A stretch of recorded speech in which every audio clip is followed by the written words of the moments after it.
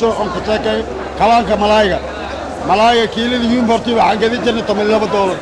jaadarka waxaan gedi jirnay $8 daambiri waxaan gedi jirnay $6 subuglaha waxaan gedi jirnay $5 alxamdulilah rabbilcaalamiin halka kiilo jaadar maanta oo macnaha sarakac oo hoos u noogu soo degay hal malaay dhan ku malaato $5 $4 waay dadka walaalihii intii ogaadaanaan rabaa malaay raqiis waaye kulli isku umaada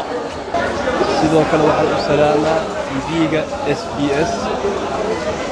waxaa dhammaan macaamiishoodii iyo waxaan ugu qisoonayaa kalluunka xamarweyne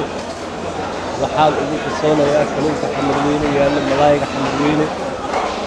horta sidiisa malaayga xamarweyne waqtiga hadda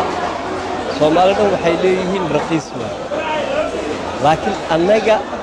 raqiis ma loo ah لأن annaga waqtigii hore malaaygi la soconay qiimihiisa waqtigii hore malaayga waxaa la geli jiray shilin markaas ma qabin oo dawladda noo jirtay ma qabin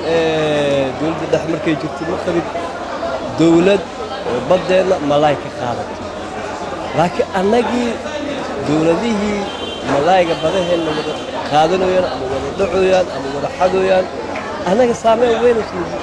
abuuray saameyn weyn isku lagu haystaa لأن كيلدي هاد وحقدنا باي $1 ماشي كيلو ملاك مرك $1 هاد هلك كيلو مد وحال قدا $6 مد وحال قدا $2 هاد حوغا مركي ملاك هاد بد ما بدي ملاك واكنتي لكن مركي بد ملاك اي كلا دعدو كيلو $12 قدنينا $12 كيلو او قدنينا